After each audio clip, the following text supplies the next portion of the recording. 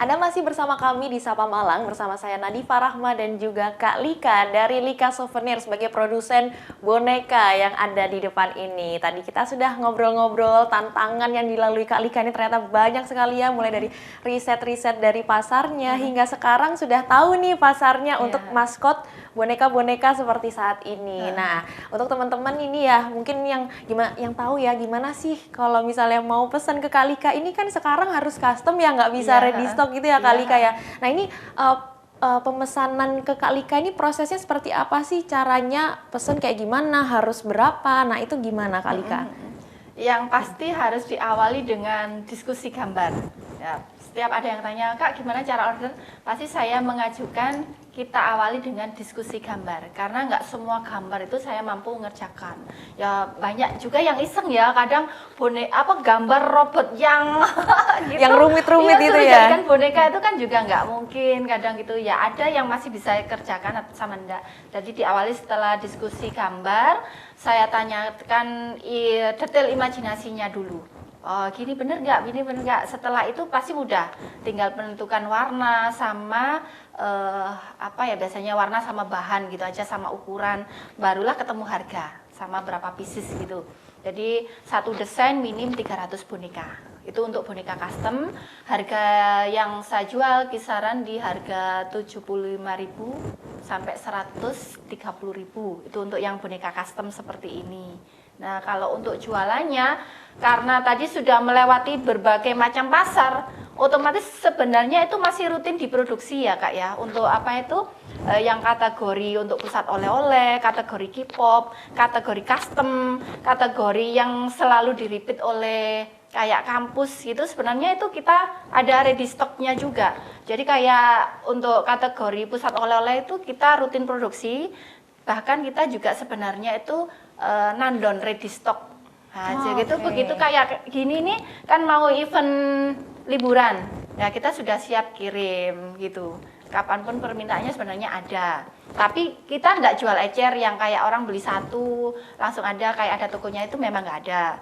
Terus untuk yang kategori K-pop itu biasanya untuk kategori boneka yang sedang diminati saat itu. Jadi kayak sekarang musimnya NCT yang lagi ngetren tuh namanya boneka Starfish. Nah itu saya ada ready stock, jualnya di toko oren. Kayak gitu. Ada juga yang custom kayak sekali produksi langsung kirim kayak selimut, K-pop gitu-gitu juga ada. Saya jualnya di sebut TikTok Shop gitu ya, sama di Shopee gitu saya jual juga. Itu yang bisa reguleran untuk di custom sama customer. Terus kalau kayak gini ini saya jualnya di Google sama di Instagram.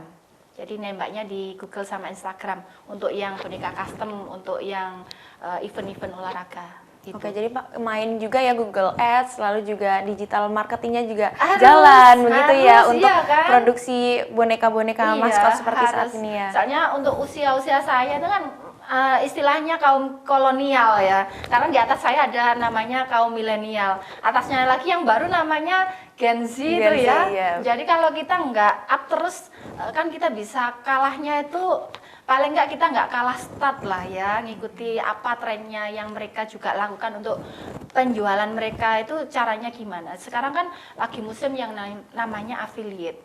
Iya betul. Affiliate itu saya kan juga harus belajar. Mengikuti masuk ke situ gimana affiliate. Maka selebihnya di bulan ini saya sudah masuk TikTok Shop affiliate supaya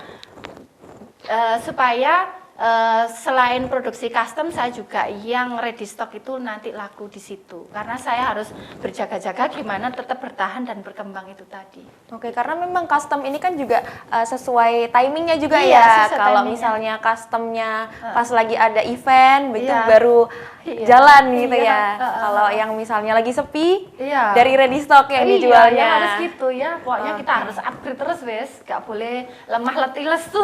Ya, itu salah satu strateginya dari Kak Lika ini ternyata. Selain bikin custom yang ratusan ribuan diproduksi, nah kalau lagi sepi Ada cadangannya itu dari Iya, ready stocknya tadi. iya, gitu. Nah itu tadi salah satu strategi dari Kak Lika ini teman-teman. Nah untuk teman-teman UMKM juga nih Kak Lika, ini kan tadi juga salah satu strateginya. Gimana sih boleh disampaikan ke teman-teman saudara yang Iya, ada di rumah juga pelaku UMKM yang sama berjuangnya seperti Kak Lika Iya. ini. Bagaimana sih tipsnya begitu ya yang saat ini mungkin banyak sekali UMKM yang sedang mengeluhkan kayaknya sepi ya sekarang, Iya, semakin sepi, gimana sih Iya. caranya kita bertahan di era digital, apalagi di era-era sekarang yang cepet ya trennya berubah. Nah, Kak Lika juga udah mengalami sendiri ya. Iya. Itu bisa dijelaskan mungkin kalau Iya. dari Kak Lika sendiri, ini dari Lika Souvenir, bagaimana tips and triknya Kak Lika?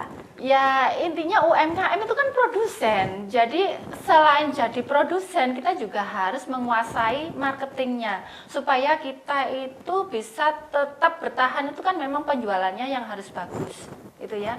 Untuk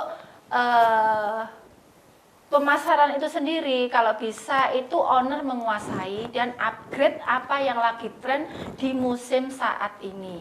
Nah, jadi kita harus peka. Oh, setelah melakukan penjualan dengan sistem seperti ini, nah dikerjakan kemudian harus peka. Oh, sebentar lagi karena apa ya, zamannya sekarang itu baru kita menguasai cara pemasaran seperti ini, sudah ada lagi pemasaran seperti ini, muncul lagi tren pemasaran seperti ini. Jadi kita harus upgrade ilmu marketingnya itu supaya produksi itu terus bertahan sampai sekarang.